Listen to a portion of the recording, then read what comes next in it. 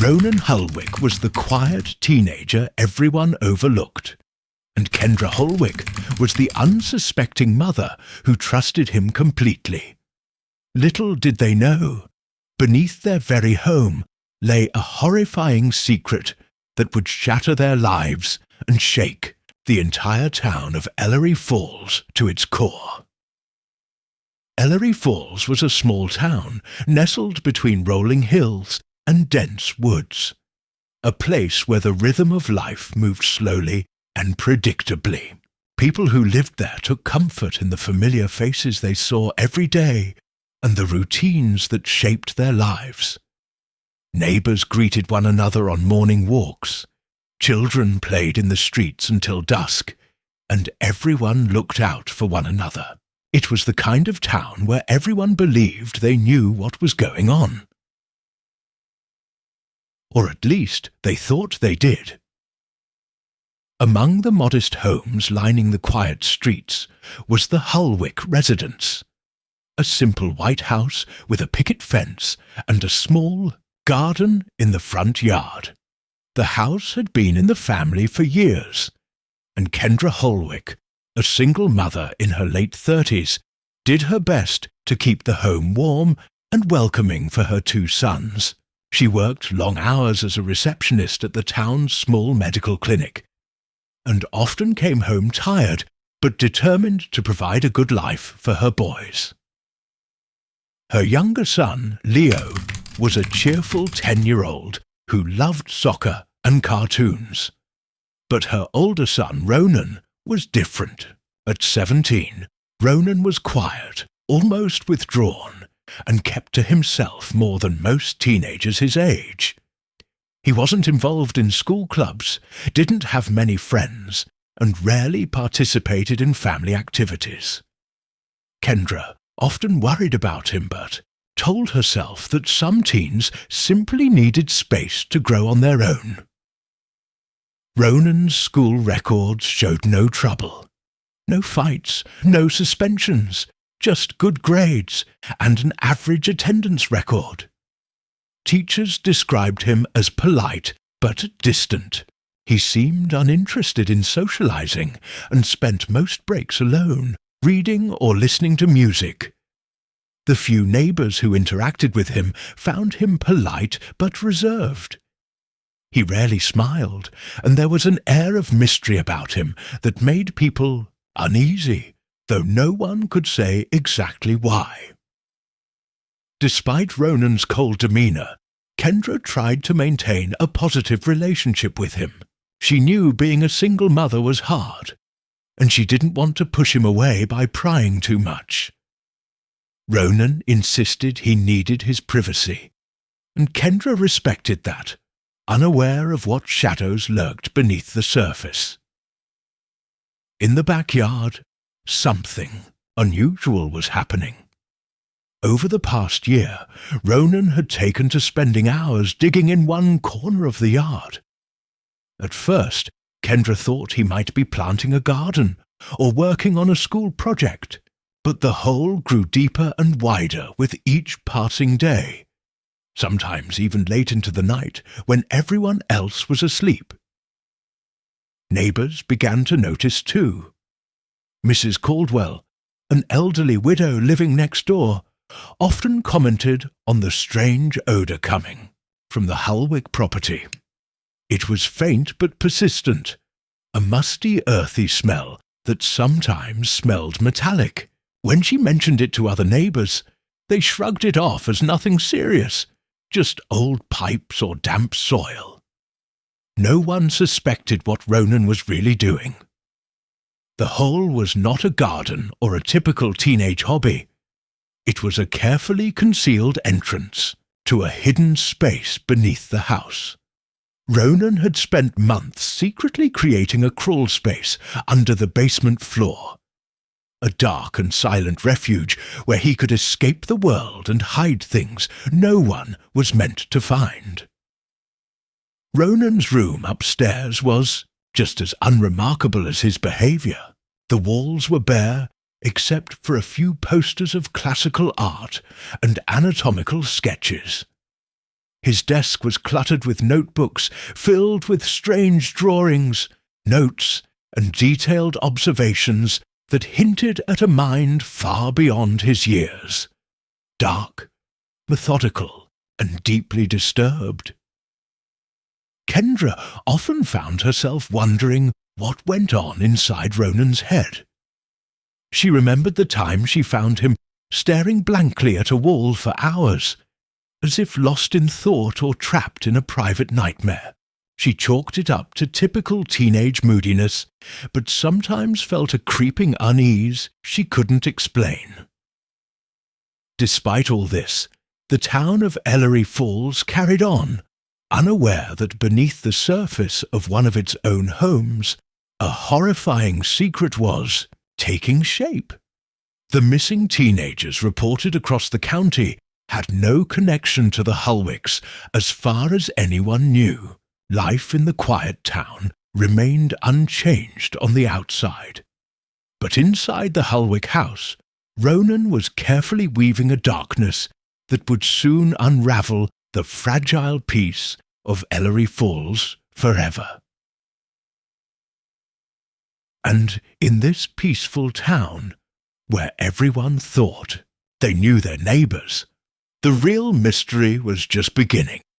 The disappearances began quietly at first, barely making a ripple in the daily lives of Ellory Falls residents. Over the course of a year, 4 teenagers vanished without a trace. Each disappearance was met with increasing worry and confusion as families, friends, and law enforcement struggled to find answers. The county sheriff's office launched multiple investigations, but no solid leads emerged, and the cases grew cold one by one. The missing teens shared little in common on the surface. They attended different schools, came from varied backgrounds, and lived in different parts of the county. Yet the one thing that connected them all was that none of them were ever seen again.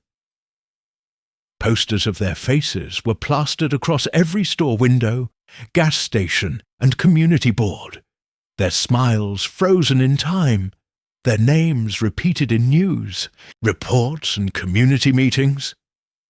Each family held on to hope, desperate for any sign or clue that could lead to their loved ones. The community banded together for search parties, combing the woods and riverbanks, but the land gave up no secrets. Ronan Halwick remained an enigma amid all the turmoil. At school he carried on as usual, quiet, reserved, and distant.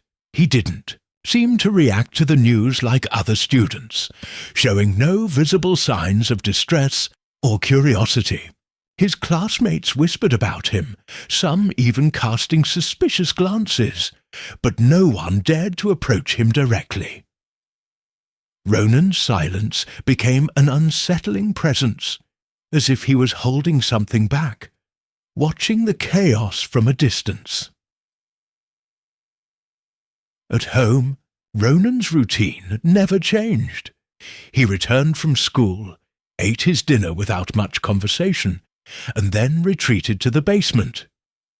Kendra respected his need for space, unaware of the storm brewing below her house. Ronan insisted the basement was his project space, a place where he could focus on personal work and stay out of trouble. Kendra had no reason to doubt him and didn't pry. However, the backyard's ever-growing hole drew occasional attention from neighbours, but nobody acted on their suspicions. The smell from the yard became stronger, a strange mix of damp earth and something metallic that lingered especially after rain.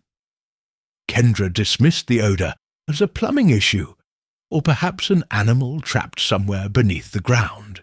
Still, she felt uneasy and mentioned it briefly to Ronan, who simply shrugged and promised he would look into it. Unbeknownst to Kendra, the hole was far more than just a random excavation. Ronan had spent months working methodically to create a hidden chamber beneath the basement floor. This secret space was carefully concealed behind a false wall and a heavy trapdoor. Inside, the air was stale and cold, untouched by sunlight or fresh air. It was in this hidden room that Ronan kept evidence of his terrible secret. The notebooks found later would reveal how meticulous and calculated Ronan had been. He had spent countless hours researching missing persons cases, criminal, psychology, and forensic methods. His notes showed a fascination with the minds of killers, their patterns, and their motivations. Unlike other teens who might idolize celebrities or athletes, Ronan's fixation was on darkness and control. As the disappearances mounted, some townspeople began to whisper that something sinister might be happening right under their noses. The sheriff's office doubled down on the investigations, widening their search radius and interviewing more witnesses. Still, there were no breakthroughs. The trail went cold, and frustration grew. In school, teachers and counselors tried to provide support to students, reminding them to be cautious and watchful. Rumors flew. Some said a stranger was lurking in the woods. Others whispered about cults or secret societies. But no one suspected that the answer might be closer than anyone dared imagine. At home, Ronan's younger brother, Leo, was blissfully unaware of the growing nightmare. He played in the yard, unaware of the dark pit dug just steps away. Kendra kept her fears hidden, trying to shield him from the harsh realities that were creeping closer each day. The town's calm facade was cracking. Parents locked doors earlier, teenagers moved in groups, and conversations turned to fear and suspicion. Ellory Falls was no longer the peaceful haven it once was. Shadows had crept into every corner, and the source of the darkness was a secret that would soon explode into the open, shaking the community to its core. The hidden room beneath the Halwick house was not just a chilling secret, it was the key to unraveling the mystery that had haunted Ellory Falls for months. The missing teens were more than victims of chance. They were trapped in a nightmare, carefully crafted by someone who lived among them. Someone who had hidden the horror beneath the very home they trusted. One night, after a violent storm swept through Ellory Falls, the entire town plunged into darkness. Power lines were downed by the fierce wind and heavy rain, leaving homes and streets enveloped in an eerie silence, broken only by the occasional rumble of thunder. For Kendra Halwick, the sudden blackout was unsettling. She was alone in the house. Ronan had gone to bed early, retreating as usual to his room, and her younger son, Leo, was asleep upstairs. The house felt colder than normal, shadows stretching, long and strange across the walls. Kendra decided to check the basement. The fuse box was located down there, and she wanted to see if she could flip the switches herself before calling the power company. As she descended the stairs, the faint glow of her cell phone flashlight barely illuminated the damp concrete floor. The basement was filled with the usual clutter: old boxes, tools, and forgotten furniture. But tonight, something felt different. The musty smell she had noticed before in the backyard seemed stronger, heavier, as if the storm had awakened something long buried. She moved toward the far wall where the floor always seemed a little uneven. It was a spot she'd never paid much attention to, but tonight a strange feeling gnawed at her. Her hand brushed over the cool concrete, and she noticed a slight difference in texture where the wall met the floor. The surface felt newer, like it had been patched or sealed recently. A sudden chill ran down her spine. The next morning, Kendra couldn't shake the uneasy feeling. She mentioned the strange patch on the basement floor to a plumber who came to inspect the house for leaks after the storm. When the plumber tapped lightly on the concrete, the sound was hollow, unlike the solid tone expected from a regular foundation wall. His expression changed, but he gave no explanation other than recommending a closer look by a contractor. Kendra's curiosity got the better of her. After Ronan left for school, she found a crowbar and began to pry at the suspicious patch. It took effort, but the concrete gave way to reveal a narrow opening, an entrance to a crawlspace beneath the basement. The air that escaped was stale and heavy, carrying the same unpleasant odour she had smelled in the yard and basement before. She hesitated, heart pounding, but the need to know was stronger than fear. Inside the cramped crawlspace, Kendra's flashlight beam revealed what appeared to be the remains of bones carefully arranged in the dirt. As she moved further in, she discovered fragments of clothing, school ID cards, and personal belongings that sent a shock through her entire being. It was unmistakable. Human remains hidden beneath her own home. The realization was almost too much to bear. Kendra quickly called the police, her voice shaking as she explained what she had found. Officers arrived within minutes, cordoning off the area and beginning a detailed investigation. As forensic teams carefully collected evidence, the town's peaceful facade shattered. The horror beneath the Halwick house was no longer a secret. DNA testing later confirmed the worst. Bones belonged to the 4 teenagers who had gone missing over the past year. Items found in the crawlspace tied the remains directly to the victims, each piece telling a silent story of a life stolen and hidden away. The townspeople were stunned. The missing youths had vanished into thin air, and now the truth was chillingly clear. But the grim discoveries did not end there. Within the hidden space, investigators found a locked metal box. When it was opened, inside were notebooks filled with twisted sketches and detailed notes about each victim. The pages revealed a disturbing obsession, describing methods and plans that suggested the perpetrator had been studying these crimes for months, maybe years. Most terrifying was a list found at the front of one notebook, names of other teenagers, carefully selected with one name circled, Leo Halwick, Ronan's younger brother. The revelation sent shockwaves through the investigation and Kendra's heart. The boy she had tried so hard to protect was in imminent danger. As the authorities pieced together the evidence, it became clear that Ronan had created this secret lair beneath the house. The project space he insisted on was not for innocent work, but a chilling workshop where he had stored the remains of his victims. The carefully hidden chamber was a vault of his darkest secrets, designed to stay buried beneath the everyday normalcy of the Halwick home.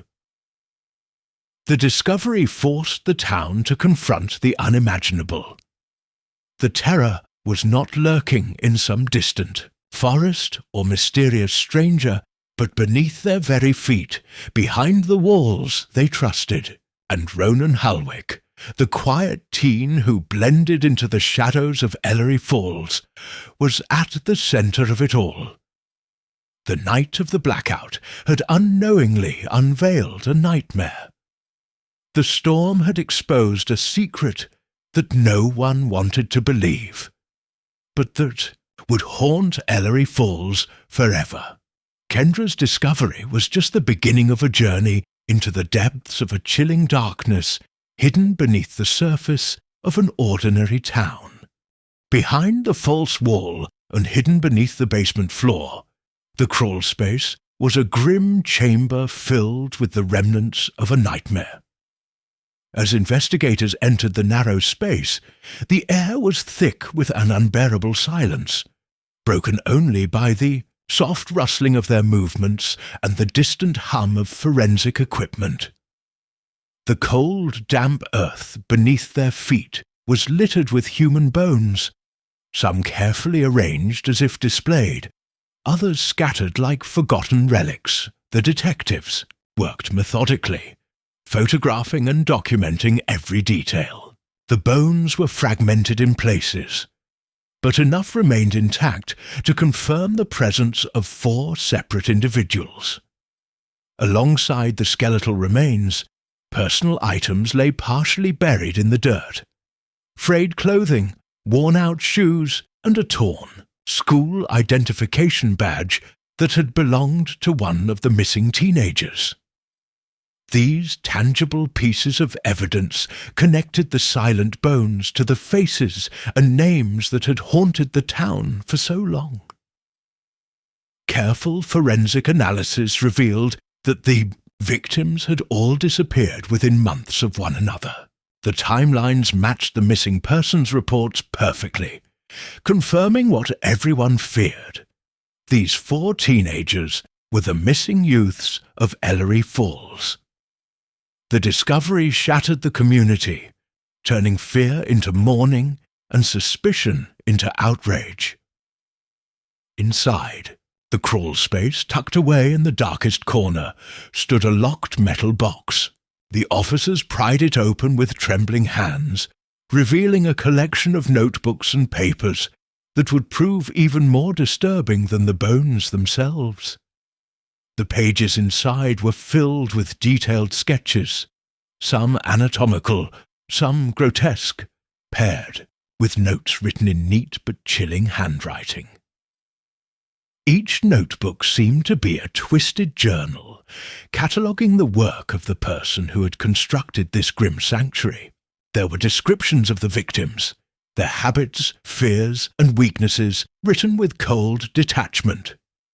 The author had tracked each teenager meticulously, noting their routines, social circles, and even family details. The obsession was clear. The carefully crafted record of control and domination. What sent shockwaves through the investigation was a list found at the front of one notebook.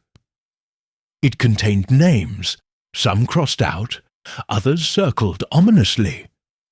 At the top of the list was a name that no one expected: Leo Halwick, Ronan's younger brother. The discovery meant that the terror was not finished, and the family that had been blindsided by this horror was still in danger. The authorities moved quickly to ensure Leo's safety, placing him in protective custody away from the home he had known all his life. Meanwhile, Kendra was left grappling with the incomprehensible truth. The son she had trusted and worried about was not the quiet, troubled teenager she believed him to be, but a calculated predator with a cold, unfeeling mind. Psychological experts who examined the notebooks concluded that Ronan had carefully studied the minds of killers and had meticulously planned his crimes.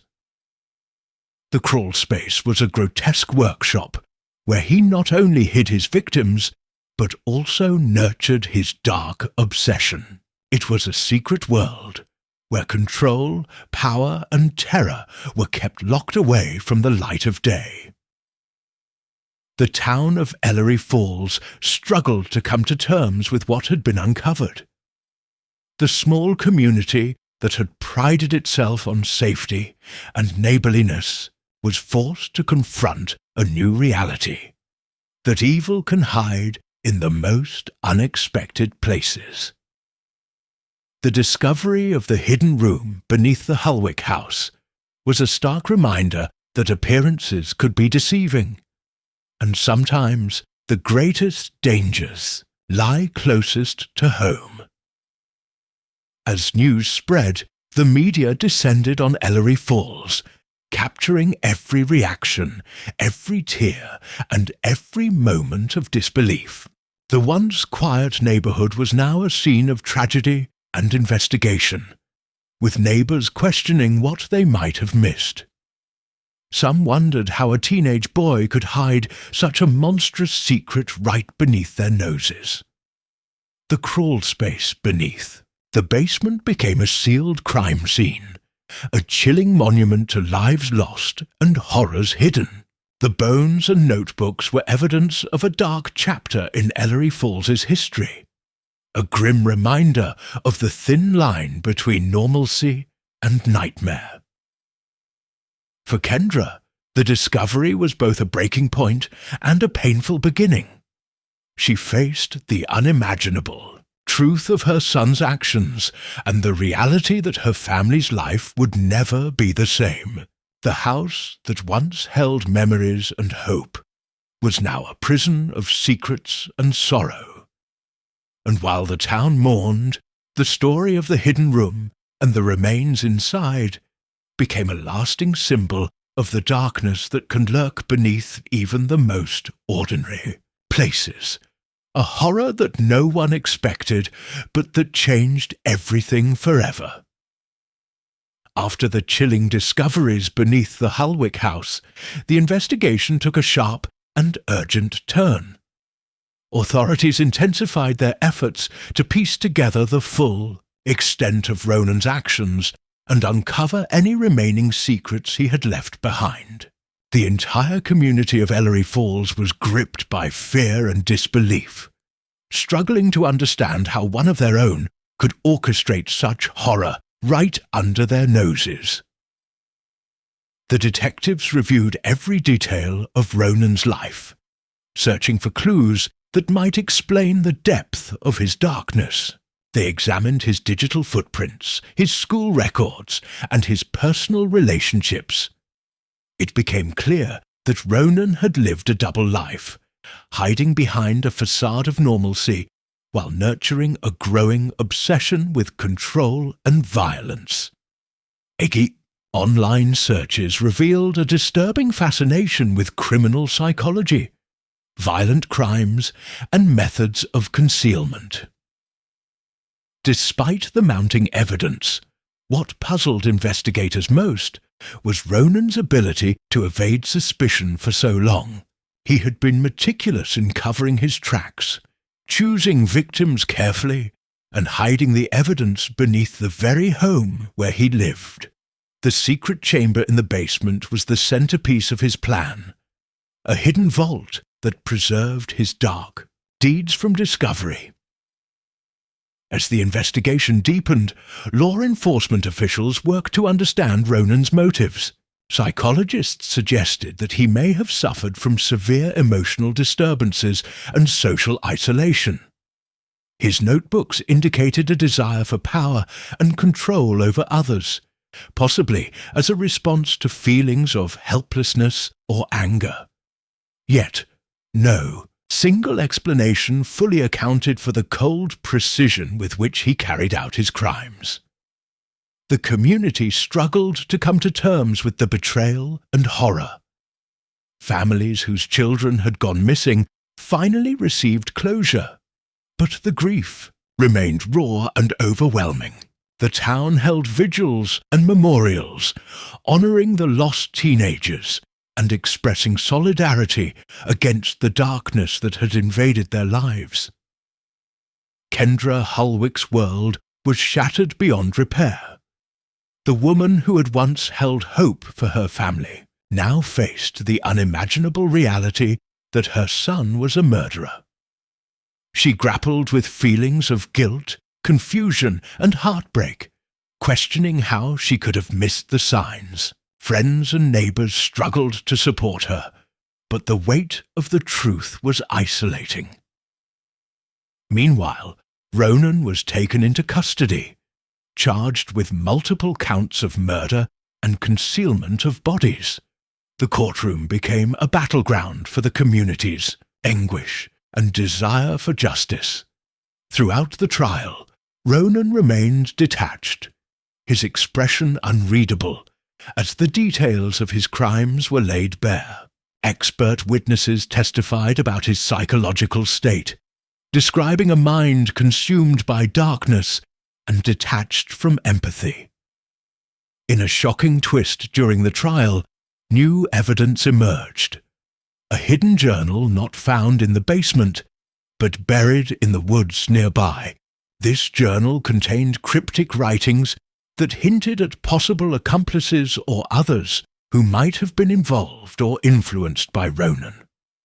The discovery reopened the investigation, leading to wider searches and interviews that extended beyond Ellory Falls. The revelation shook the town again, reigniting fear and suspicion. If Ronan had not acted alone, or had been part of a larger, darker network, what else was hidden in the shadows? The community, already traumatized, faced a renewed sense of vulnerability. Despite the new leads, no other suspects were ever charged, and the case gradually focused back on Ronan. The trial ended with a conviction, and Ronan was sentenced to life in prison without the possibility of parole. The once quiet teenager was now known as one of the most notorious criminals in the region's history. The Halwick house was eventually sold, but it remained a symbol of the darkness that had once dwelled there. New owners found it difficult to shake the heavy atmosphere, and neighbours often spoke in hushed tones about the horrors hidden beneath its floors. Ellory Falls slowly began to heal, though the scars remained. The town installed new safety measures, community programs, and increased awareness around missing persons and mental health. Parents grew more vigilant, and conversations about the hidden struggles of youth became more open. Yet, the story of Ronan Halwick and the secret room beneath his mother's house became a cautionary tale, an unsettling reminder that sometimes the greatest dangers lie not in strangers, but within the walls we call home. The shadows of those tragic years lingered, a silent echo of lives lost and a community forever changed.